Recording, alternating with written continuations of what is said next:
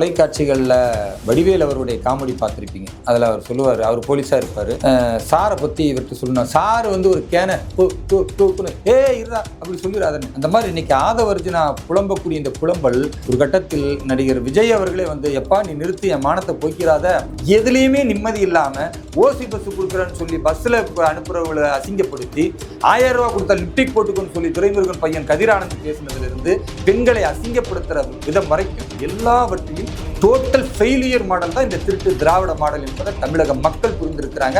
அதனால எங்களுக்கு திராவிட மாடல் வேண்டாம்.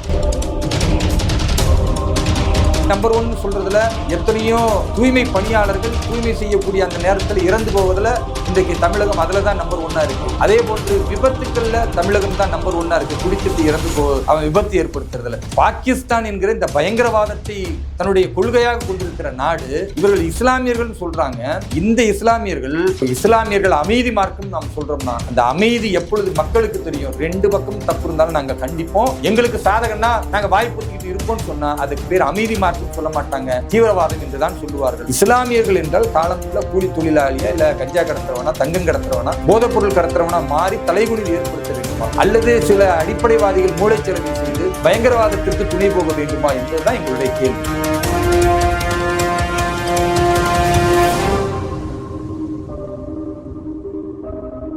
அப்போ இப்தார் நிகழ்ச்சி வந்துட்டு தமிழகம் முழுக்க நடத்திட்டு வந்துட்டு இருக்கீங்க.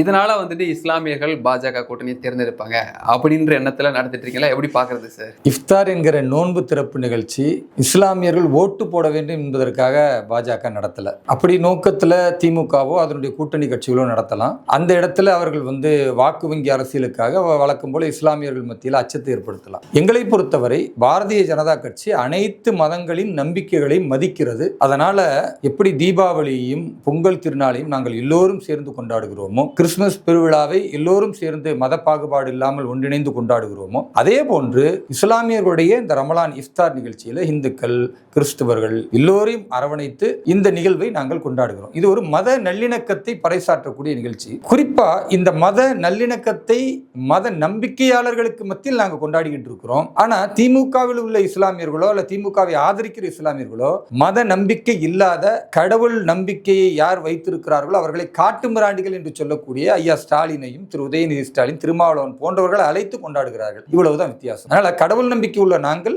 பிற கடவுள் நம்பிக்கை உள்ளவர்களோடு ஒன்றிணைவதற்கு பேர் மத நல்லிணக்கம். அதை பாஜக என்றைக்கும் செய்யும். தமிழகம் முழுக்க இந்த இஃப்தார் நிகழ்ச்சியை நாங்கள் நடத்தி கொண்டு வருகிறோம். அதுல இஸ்லாமியர்களுக்கு சில விஷயங்களை நாங்கள் விழிப்புணர்வுக்காக பேசுறோம். ஏன்னா கடந்த காலத்திலும் சரி இன்றைய காலத்திலும் சரி இஸ்லாமியருடைய வாழ்க்கை என்பது கல்வியில பொருளாதாரத்தில் ரொம்ப பின்தங்கி இருக்கிறாங்க. இடஒதுக்கீடு என்று 3% கொடுத்து விட்டால் இஸ்லாமியர்கள் முன்னேறி விடுவார்கள்னு திமுக ஒரு நாடகம் ஆடியது. இன்றைக்கு வரை இஸ்லாமியர்கள் முன்னேறவே இல்லை என்பது நிதர்சன உண்மை. ஏன்னா 3% ஒரு இஸ்லாமிய சமூகம் முன்னேறாது. தமிழகத்தில் 75 லட்சம் முஸ்லிம்களுக்கு மேல இருக்கிறாங்க. இன்னும் குறிப்பா சொல்லணும்னா சதவீதத்தின் அடிப்படையில் 7% மேல இருக்கிறாங்க. அவர்கள் 3% தாண்டி வரணும்னா அவர்கள் நல்ல கல்வி கற்க வேண்டும், பொருளாதார முன்னேற்றம் வேண்டும், சுயதொழில் முனைவோராக இருக்கணும். அதுக்கு பாரதிய ஜனதா கட்சி வழிகாட்டுகிறது. எப்பொழுது பார்த்தாலும் மதரசா கல்வி அல்லது இமாம்களுக்கு 5000 ரூபாய் கொடுக்கறதுல இஸ்லாமிய சமூகம் முன்னேறும்னு திரு ஸ்டாலின் அவர்கள் மத நம்பிக்கையின் அடிப்படையில் வாக்கு கேட்கிறார். நாங்க என்ன சொல்றோம்னா, பிரதமர் சொல்லுகிறார், ஒரு கையில் திருக்குரானையும் இன்னொரு கையில் நீங்கள் லேப்டாப்பும் வைத்துக் கொள்ளுங்கள். உங்களுடைய கல்வி என்பதன் மூலமாகத்தான் இந்த உலகின் குருவாக பாரதத்தை உருவாக்கும் பொழுது உங்களுடைய ஒத்துழைப்பு அதில் இருக்கும். இன்றைக்கு இஸ்லாமியருடைய வாழ்க்கையை பாருங்க. அவர்கள் அரபு நாட்டில் ஒரு அற்ப தொகைக்கு வேலை பார்ப்பதற்காக போய் அங்கே ஆடு மாடு ஒட்டகங்களை மேய்க்கக்கூடிய வேலை பார்க்குறாங்க. இங்கே தமிழகத்தில் நீங்கள் எடுத்துக்கொள்ளுங்க, இஸ்லாமியர்கள் எத்தனை IAS இருக்கிறாங்க, எத்தனை IPS இருக்காங்க, எத்தனை பேர் கிராஜுவேட்டாக இன்ஜினியர் முடிக்கிறாங்க. பெரும்பாலான இஸ்லாமியர்கள் பொருளாதாரத்தில் நலிவடைந்து பீடி சுருட்டக்கூடிய ஒரு தொழில், அதனால் நுரையீரல் பாதிக்கப்பட்டு பெரிய அளவுக்கு மரணத்தை தழுவுகிறார்கள். அதே மாதிரி தோல் தொழிற்சாலைகளில் வேலை செய்து புற்றுநோய் வந்து இன்னைக்கு ராணிப்பேட்டையெல்லாம் நீங்கள் பார்த்தீங்கன்னா தமிழகத்தில் நம்பர் 1 புற்றுநோய் அதிகமாக வர்றது இஸ்லாமியர்களுக்கு. ஏன்னா தோல் தொழிற்சாலையில் வேலை செய்வதும் அங்கே இருக்க குரோமியம் கழிவுகளில் அகற்றப்படாத அந்த தண்ணீரை குடிப்பதனாலும் பெரிய அளவுக்கு பாதிப்பு. அதே போன்று இஸ்லாமியர்கள் அதிகபட்சமாக என்ன செய்யறாங்கன்னா கூலி தொழிலாளர்களாக, ஆட்டோ ஓட்டக்கூடியவர்களாக இப்படி இருக்கிறாங்க. இதுல இருந்து மீண்டு வரணும் அப்படின்னு நினைத்தா அவர்கிட்ட கல்வி இல்லாததுனால தவறான முறையில் 2ஆம் நம்பர் பிசினஸ் சொல்லக்கூடிய தங்கம் கடத்துறது, போதைப் பொருள் கடத்துறது, இது போன்ற ஆபத்தான விஷயங்கள் இன்னைக்கு இஸ்லாமியர்கள் நிறைய பேர் கைது செய்யப்படுகிறார்கள். சதவீதத்தின் அடிப்படையில் சிறுபான்மை என்றாலும் இன்றைக்கு நீங்க சிறைச்சாலையில் போய் பார்த்தா இஸ்லாமிய குற்றவாளிகள் நிறைய பேர் இருப்பாங்க. அதற்கு காரணம் அவர்கள் போதைப் பொருள் பொருள் கடத்துறதுல, தங்கம் கடத்துறதுல, குறிப்பா இதெல்லாம் திமுக ஆட்சியில் இருந்தே அவர்கள் கடத்துறாங்க. திமுக நிர்வாகியாகவே இருந்து கடத்தக்கூடிய நிலைகள் எல்லாம் பிடிபட்டு சிறையில் இருக்கிறத பார்க்கிறோம். இந்த மோசமான சூழல் இஸ்லாமியர்களுக்கு வேண்டுமானா தேவை கிடையாது. எப்படி பிற சமூகத்தில் உள்ள இந்துக்கள், பிற கிறிஸ்துவர்கள் எல்லாம் கல்வி நிறுவனங்கள் ஆரம்பிக்கிறாங்க, தொழில் முனைவோராக மாறுகிறார்கள், தங்களுக்கு கீழே 50 பேர் 100 பேரை வேலை கொடுக்கிற மாதிரி வங்கி கடன் பெறுகிறார்கள். ஏன் அதை இஸ்லாமியர்கள் செய்யக்கூடாது? இஸ்லாமியர்கள் என்றால் காலம்புள்ள கூலி தொழிலாளியா, இல்ல கஞ்சா கடத்துறவனா, தங்கம் கடத்துறவனா, போதைப் பொருள் கடத்துறவனா மாறி தலைகுனிவு ஏற்படுத்த வேண்டுமா, அல்லது சில அடிப்படைவாதிகள் மூளைச்சலவை செய்து பயங்கரவாதத்திற்கு துணை போக வேண்டுமா என்பதுதான் எங்களுடைய கேள்வி. பாரதிய ஜனதா கட்சியை பொறுத்த வரைக்கும் திறந்த மனதோடு இஸ்லாமியர்களும் களத்தில் வரணும். ஒரு ஓட்டப்பந்தயம் எல்லாரும் சேர்ந்து ஓடி அதன் மூலமாக வெற்றி பெற வேண்டுமே தவிர, ஓட்டப்பந்தயத்தில் ஓடாம ஊனம் பெற்றவர்களுக்கு ஒரு சிறப்பு பரிசு தருவது மாதிரி இஸ்லாமியர்களுக்கு 3% இடஒதுக்கீடு சிறப்பு பரிசு கொடுக்கறனா அது தேவையில்லை. நாங்கள் அறிவு பெற்றவர்கள், நாங்கள் யாருக்கும் குறைந்தவர்கள் அல்ல. சுதந்திர போராட்டத்தில் எப்படி எங்களுடைய சதவீதத்திற்கு அதிகமாக தியாகம் செய்து பாரதத்தை வெற்றியின் பாதையில் கொண்டு வந்தோமோ, அது மாதிரி இன்றைக்கு பாரதம் உலகின் குருவாக முன்னேறுவதற்கு, வளர்ச்சி மிகு பாரதமாக உருவாக்குவதற்கு இஸ்லாமியர்கள் நாங்க கல்வி கற்கிறோம், நாங்க சம போட்டிகளில் பங்கேற்கிறோம், நாங்கள் படித்து முன்னேறுகிறோம், அதற்கான பாதையை எங்களுக்கு கொடுங்கள் என்று தமிழகத்தில் உள்ள இஸ்லாமியர்கள் கேட்க வேண்டும் என்பதுதான் எங்களுடைய கேள்வி. அது இல்லாமல் திரும்ப திரும்ப நீங்கள் கல்வி வர முடியாது, 75 ஆண்டு காலமாக உங்களை நெருக்கி வைத்திருக்கார்கள் இதே சொல்லி சொல்லி அடிமைகளை போன்று திமுக கொடுக்கிற 2 எம்எல்ஏ சீட்டுக்கு முஸ்லீம் லீக்கும் மனிதநேய மக்கள் கட்சியும் எஸ்டிபியும் போகிற மாதிரி இஸ்லாமியர்கள் போய்விட்டால் நாளைக்கு தனித்துவம் இழந்து போய்விடுவீர்கள். எப்படி முஸ்லீம் லீக் 60 சீட்டு வாங்கி எதிர்கட்சியா ஒரு நேரத்தில் சட்டமன்றத்தில் தமிழகத்தில் இருந்ததோ, இன்றைக்கு கழுத தேஞ்சு கட்டரும்பா 2 சீட்டுக்கு நிக்கிறாங்க. அடுத்து ஒரு சீட்டு, அதுக்கு பிறகு மறுபடியும் பாஜக வந்துடும் பயமுறுத்தி ஒண்ணுமே இல்லாம ஆக்கிடுவாங்க. இதுதான் திமுகவுடைய கொள்கை நிலைப்பாடு. அவர்கள் எந்த இடத்திலும் இஸ்லாமியர்களுக்கான உரிய பிரதிநிதித்துவத்தை தரல. இஸ்லாமியர்கள் தயவு செய்து புரிந்து கொண்டு சரியான முறையில் தேசத்தை வளர்த்தெடுப்பதற்கு ஒன்று சேர வேண்டும். இதுதான் இஃப்தார் நிகழ்ச்சியில் நான் தொடர் பிரச்சாரம் செய்கிறேன். இஸ்லாமியர்கள் சிந்திப்பார்கள், அதன் பின்பு அவர்கள் வாக்களிப்பார்கள் என்ற நம்பிக்கையும் எங்களுக்கு இருக்கு. தமிழகத்தில் திமுக கூட்டணியை பொறுத்த வரைக்கும் வரலாற்றில் இல்லாத அளவுக்கு கிட்டத்தட்ட 28 கட்சிகள் இருக்கு அப்படின்னு சொல்லி தினந்தோறும் தொகுதி பங்கீடு தொடர்பான பேச்சுவார்த்தைலாம் நடத்திட்டு வந்துட்டு இருக்காங்க. அந்த பக்கம் என்டிஏ கூட்டணி பலம் இல்லையா சார்? ஏன்னா விஜய் கூட்டணிக்கு வருவாங்க அப்படின்னு சொல்லி ஒரு அழைப்புலாம் கொடுத்துதா, அதை ஒரிஜினா டிமாண்ட்லாம் வச்சுதான் சொல்றாங்க. எப்படி நீங்க பாக்குறீங்க? நீங்க இந்த தொலைக்காட்சிகள்ல வடிவேல் அவருடைய காமெடி பார்த்திருப்பீங்க. அதுல அவர் சொல்லுவாரு, அவர் போலீஸா இருப்பாரு, சாரை பத்தி இவர்கிட்ட சொல்லணும், சார் ஒரு கேன இருடா அப்படி சொல்லிடாதன்னு. அந்த மாதிரி இன்னைக்கு ஆதவர்ஜினா புலம்பக்கூடிய இந்த புலம்பல் ஒரு கட்டத்தில் நடிகர் விஜய் அவர்களே எப்பா நீ நிறுத்தி என் மானத்தை போய்க்கிறாத அப்படின்னு சொல்ற அளவுக்கு இப்பதான் சூப்பர் ஸ்டார் ரஜினிகாந்த் அவர்களை பற்றி அவதூறாக பேசி அதற்கு மன்னிப்பு கேட்டார். ரெண்டாவது அடுத்த போய் என்ன சொல்றாருன்னா, எங்களுக்கு 90 சீட்டு தரணும். யாரு சொன்னா 90 சீட்டு? பாஜக சொன்னதா? அவர் சொல்றதுக்கு திராணி இருக்கா? அல்லது பேசியவர்கள் இவர்கள் சொல்லுவதற்கு திராணி இருக்கா? சும்மா பெயர் அளவுல ஒரு பிம்பத்தை கட்டமைப்பதற்கு அவர் முயற்சி செய்கிறார். ஏன்னா இன்றைக்கு தாவேகா மக்களின் செல்வாக்கு இழந்து போயிருக்கு. நடிகர் விஜய் பெருசா எதிர்பார்த்தாங்க, எந்த கூட்டணியும் சேராம இன்றைக்கு அவர் அனாதையாக நிற்பது என்பது உண்மையாகவே அவருக்கும் அவருடைய கட்சிகளுக்கும் வருத்தத்திற்கு ஒரு செயலா இருக்கு. அப்ப என்ன பண்ணலாம்? ஆதவர்ஜினா ஆல்ரெடி திமுகவில் இருந்த ஒரு ஐடி விங்ல ஒர்க் பண்ணவர் போன எலெக்ஷன்ல. அப்போ ஒரு பிம்பப்படுத்துவதற்கு, ஊடகங்கள் ஒரு பேசுபொருளை ஆக்குவதற்கு என்ன செய்யணும்ன்ற அந்த வித்தை அவருக்கு தெரியும். அதனால அந்த வித்தையை பயன்படுத்துவதற்கு நான் ஒண்ணும் இல்லாத காலி டப்பாவான தாவேக்காவை ஒரு பெரிய பிம்பமாக, எங்களுக்கும் பவர் இருக்கு, எங்கிட்ட 90 சீட்டு கேட்டாங்க அப்படின்னா ஒரு அறிவுபூர்வமான வாதமா அது? தேசிய ஜனநாயக கூட்டணி இங்க மிகப்பெரிய கட்சிகள் பாமக சின்னத்தோடு இருக்கிறது, பல தேர்தலை சந்திச்சது.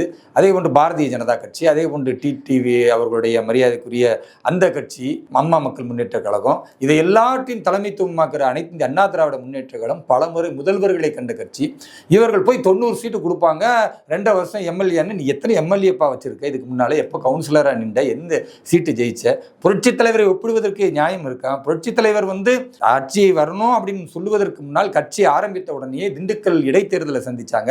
அதற்கு பிறகு உள்ள தேர்தல்களை எல்லாம் சந்தித்துத்தான் முதல்வர் ஆனாரே தவிர திடீர்னு முதலமைச்சர் ஆனார்னா கிடையாது. அதனால இவர் திரு விஜய் அவர்கள் யாரோடும் யாரையும் ஒப்பிட முடியாது. அவர் ஒரு 6% 8% வாங்குவார் இன்னைக்கு ஊடகங்கள் சொல்லுகிறது. அதுவும் தாங்குவாரான்னு தெரியல தேர்தல் வரைக்கும். ஆதவர்ஜுனோட பேச்சு என்பது சும்மா தேசிய ஜனநாயக கூட்டணியில் சேர்க்கிறன்ற மாதிரி ஒரு பிம்பத்தை ஏற்படுத்துவது திமுகவுடைய கைக்கூலியாக செயல்படுகிறாரோ என்ற அச்சம் எங்களுக்கு இருக்கிறது. எங்களை பொறுத்தவரை இருப்பது பலமாக இருக்கிறது. இதை வைத்தே நாங்கள் திமுக வீழ்த்த முடியும். 180 சட்டமன்ற உறுப்பினர்களை தேசிய ஜனநாயக கூட்டணி பெறும் என்று இன்றைக்கு கருத்து கணிப்புகள் சொல்லிக் கொண்டிருக்கிறது.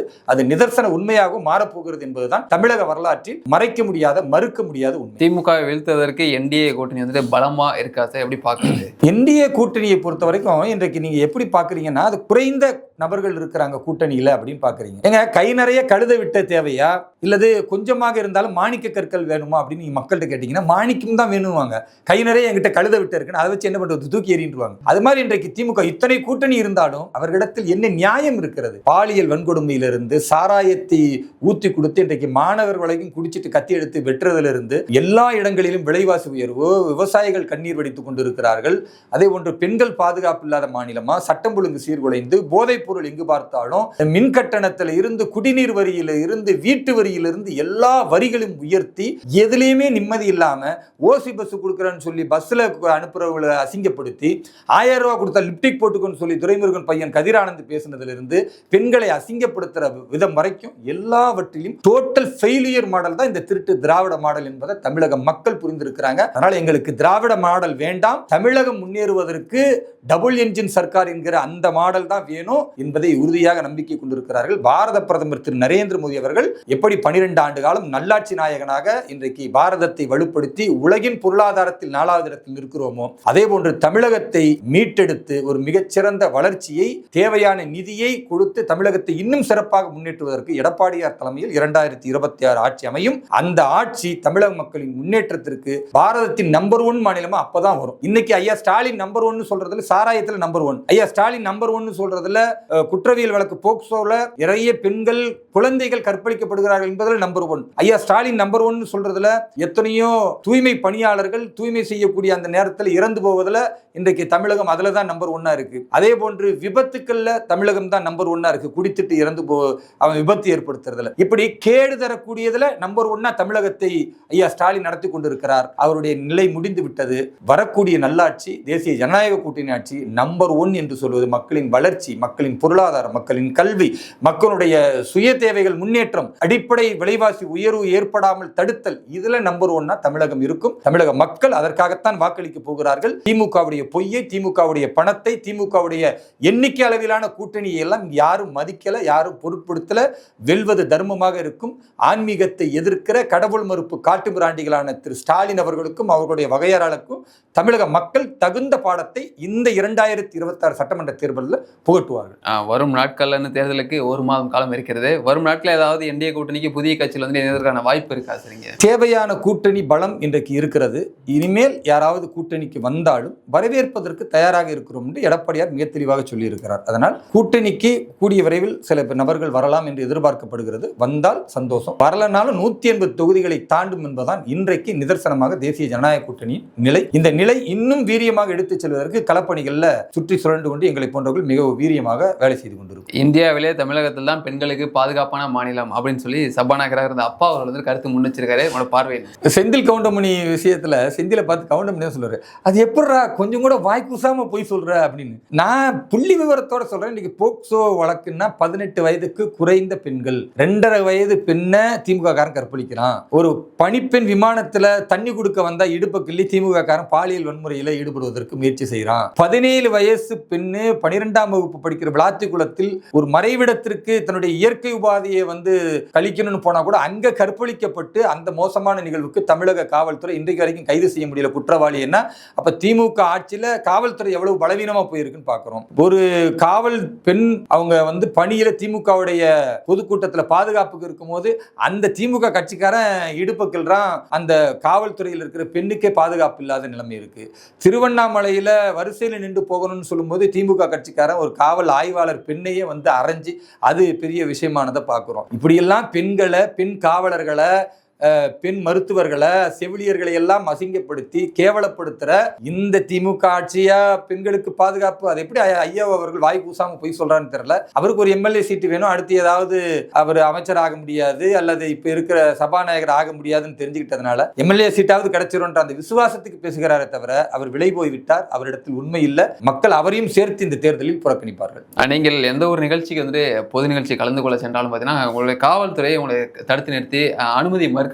என்ன காரணம் சார்? இதன் பின்னணியில் யார் தான் இருக்காங்க? திமுகவை பொறுத்த வரைக்கும் நான் இஸ்லாமியரிடத்தில் பேசுவதை அவர்களால் ஜீரணிக்க முடியல. ஏன்னா என்னுடைய பேச்சு இஸ்லாமியர்கள் சிந்திக்கக்கூடிய நிலையில மாறிக்கொண்டிருக்கிறார்கள். அவர்கள் வைக்கக்கூடிய அத்தனை கோபதாபங்களுக்கும் நான் பொறுமையாக பதில் சொல்றேன். அது வெகுஜன மக்கள்கிட்ட மில்லியன் பார்வையாளர்களை கடந்து போய் கொண்டிருக்கிறது. இப்போ இதை பார்க்கும்போது அடடா நம்ம வாக்கு வங்கின்னு இந்த அடிமை முஸ்லீம்களை வச்சிருந்தோம், இவங்கெல்லாம் சிந்திக்க ஆரம்பிச்சுட்டா கடைசியில் நமக்கு டெபாசிட் இல்லாமல் போயிருமேனு திமுக பயப்படுகிறது. அப்போ அதை மக்களிடத்தில் விழிப்புணர்வாக கொண்டு போகிற என்னை டார்கெட் பண்றாங்க. அதுக்காக பல முறை தாக்குதல் நடத்தினாங்க, பல முறை கொலைவெறி தாக்குதல் நடந்தது, ரத்தம் சிந்தின, அதற்கு பிறகு காவல்துறை கைது, 100க்கும் மேற்பட்ட கைது, இத்தனை சித்திரவதைகளையும் தாண்டி மக்களிடத்தில் போகக்கூடாது என்பதுதான் அவருடைய நோக்கம். ஆனால் அவருடைய நோக்கம் முடிந்து விட்டது. எப்போ தேர்தல் கமிஷன் கையில் எடுத்துக்கொண்டதோ அதோடு அவர்கள் இனி தடுக்க முடியாது. இனி மக்களை நான் சந்திப்பேன். தேர்தல் நேரத்தில் இஸ்லாமிய சமூகம் மட்டுமல்ல, என் தொப்புள் குடி உறவுகளான இந்து சொந்தங்களின் அன்பை, அவர்களுடைய உண்மையான வளர்ச்சிக்காக நான் பாடுபடுகிறேன் என்கிற ஒரு நேசத்தை காட்டுவதன் மூலம் அனைவருடைய ஆதரவோடு நிச்சயம் நாங்கள் வெற்றி பெறுவோம். அந்த வெற்றி என்பது திமுக என்கிற இந்த கட்சி இனி தமிழகத்தில் வேரூன்ற முடியாது என்பதற்கான ஒரு பலம் பொருந்திய வெற்றியாக இருக்கும். இஸ்ரேல் ஈரான் போர் நடுவே பார்த்தீங்கன்னா தமிழகத்தில் திமுக கூட்டணியிலேருந்து கண்டன ஆர்ப்பாட்டம்லாம் பண்ணியிருந்தாங்க, போர் நிறுத்த வேண்டும் அப்படின்னு சொல்லிட்டு. இப்போ சமீபத்தில் பாகிஸ்தான் பார்த்தீங்கன்னா ஆப்கானிஸ்தான் மேலே நடத்திய தாக்குதலில் 400 பேர் உயிரிழந்திருக்காங்களே, இது வரைக்கும் இங்கிருந்து ஒரு குரல் கூட வரலையே, எப்படி பார்க்குறீங்க சார் நீங்கள்? இன்றைக்கு ஒரு சார்பு நிலை தான் திமுகவும் திமுகவை ஆதரிக்கிற இஸ்லாமியர்களும் எடுக்கிறாங்க. பாலஸ்தீனத்தில் இஸ்லாமியர்கள் மீது குண்டு போடப்பட்டால் அதற்கு பெரிய அளவுக்கு குதிப்பு இருக்கு. நானுமே அதை எதிர்பார்த்து இந்த மாதிரியான கொடுமைகளை தடுக்கணும் அப்படின்றதுல பேச தயாராக இருக்கிறேன். அதே மாதிரி வன்மையான கண்டனத்தை நான் தெரிவிக்கிறேன். அதே வேளையில ஹமாஸ் தீவிரவாத அமைப்பு இஸ்ரேல் மீது குண்டு போட்டு அங்க 1000த்திற்கும் மேற்பட்டவர்கள் இறந்து போனார்களே, அதை பத்தி ஏன் பேசல? 1000மோ 1,00,000 1 லட்சம் பாலஸ்தீன மக்கள் இழந்தது இழப்பு தான். ஆனா 1000 உயிர் தானே, அவனும் அப்பாவி மக்கள் தானே, அவனுக்காக ஏன் குரல் கொடுக்கல அப்படின்னா அது இங்க பேச மாட்டாங்க. அதே மாதிரி நீங்க பாத்தீங்கன்னா பாலஸ்தீனத்திற்காக இங்க ரோட்ல போராடக்கூடியவர்கள் பங்களாதேஷ் உள்ள இந்துக்கள் அங்க இருக்கிற இஸ்லாமிய பெரும்பான்மைவாதிகளால கொல்லப்படுகிறார்கள், பெண்கள் பாலியல் வன்புணர்வுக்கு ஆளாகிறாங்கன்னு செய்தி வருது, எரித்து கொள்ளக்கூடிய புகைப்படங்கள்லாம் வருதுன்னா அதுக்கு ஏன் ரோட்ல இறங்கி இஸ்லாமியர்கள் இங்க இருக்கிற திமுகவை போராடல அப்படின்ற கேள்வி எழுப்பினா மௌனம் பதிலாக இருக்கும். அவர்கள் பேச மாட்டார்கள். ஈரான் மீது அமெரிக்கா தன்னுடைய வல்லாதிக்கத்தின் மூலமாக, தன்னுடைய வெறியின் மூலமாக அங்க இருக்கக்கூடிய ஒரு கல்லூரியில, ஒரு பள்ளிக்கூடத்துல அந்த ஆயுதத்தை போடுறாங்க. போட்ட பிறகு அந்த ஏவுகணையின் மூலமாக ஏறக்குறைய 180 பேர் மாணவ மாணவிகள் இறந்து போயிடுறாங்க. உண்மையுமே அது கொடுமை, தாங்க முடியாது, அதை எதிர்க்கணும். அதுக்கு ரோட்டுக்கு போராட வந்தீங்கன்னா ஓகே, நியாயமானது, நானுமே கண்டனம் தெரிவித்தேன். அதே வேளையில பாகிஸ்தான் என்கிற இந்த பயங்கரவாதத்தை தன்னுடைய கொள்கையாக கொண்டிருக்கிற நாடு, இவர்கள் இஸ்லாமியர்கள் சொல்றாங்க. இந்த இஸ்லாமியர்கள் அப்பாவிகள் மருத்துவமனையில் 2000 பேர் இருக்கக்கூடிய அந்த மருத்துவமனை ஆப்கானிஸ்தானில் கொண்டு போய் நீ குண்டு போடுறன்னா, நீ எதிர்க்கணும்னா ஆப்கானிஸ்தான் ராணுவத்தை ராணுவ நிலைகள் மீது குண்டு போடு, அதுல ஒரு நியாயம் இருக்கிறது. மருத்துவமனையில் இன்னைக்கு 400 பேருக்கு மேல இறந்து போயிருக்கிறார்கள் என்றால் அப்ப எப்படி இது நியாயப்படுத்த முடியும்? இதை வன்மையா கண்டிக்கணும். ஆனா திமுக கண்டிக்காது. திமுகவுடைய கூட்டணியில் இஸ்லாமியர்கள் கண்டிக்க மாட்டார்கள். ஏன்? அவர்கள் பாகிஸ்தானுக்கு ஆதரவாக இருக்கிறார்கள். ஆப்கானிஸ்தானை பாரதம் ஆதரிக்கிறது, ஆப்கானிஸ்தான் பாரதத்தை ஆதரித்த நட்பு நாடுகள் பொழுது அரசியலுக்காக இந்த மாதிரியான காழ்ப்புணர்ச்சி வேலைகளை திமுகவும் இஸ்லாமிய அமைப்புகளும் செய்யும். இது உண்மையாகவே அநாகரிக போக்கு. மனிதம் என்று நீங்கள் பேசினால் இஸ்ரேலை கண்டிக்கும் பொழுது பாலஸ்தீனத்தையும் அங்க இருக்கிற ஹமாஸையும் நீங்கள் கண்டிக்க வேண்டும். மனிதம் என்று பேசினால் பங்களாதேஷில் இந்துக்கள் பாதிக்கப்படுகிறார்கள் என்றால் அங்க இருக்கக்கூடிய இஸ்லாமிய பெரும்பான்மை அடிப்படைவாத சக்திகள் செய்தால் அதை நீங்கள் கண்டிக்க வேண்டும். அதே போன்றுதான் ஆப்கானிஸ்தானை நீங்கள் இந்த மாதிரி ஒரு கொடுமை நடந்திருக்குன்னா பாகிஸ்தானையும் கண்டிக்கணும். பிறகு நீங்கள் ஈரானையும் நியாயப்படுத்தினால், அமெரிக்காவை எதிர்த்தால் நியாயம் இருக்கிறது. அப்படி இல்லாம ஒரு பார்வை மட்டும் இருந்து இன்னொரு பார்வை இல்லாவிட்டால் இது துரோகம். இப்படி இஸ்லாம் சொல்லல, திருக்குரான் சொல்லுகிறது, ஒலா எஜ்ரிமன்னக்கும் ஸனஆனு லிகௌமின் அலா அல்லா தஅதிலு. உங்களுக்கு எதிரியாக இருந்தா கூட நீ நீதம் பிறழக்கூடாது.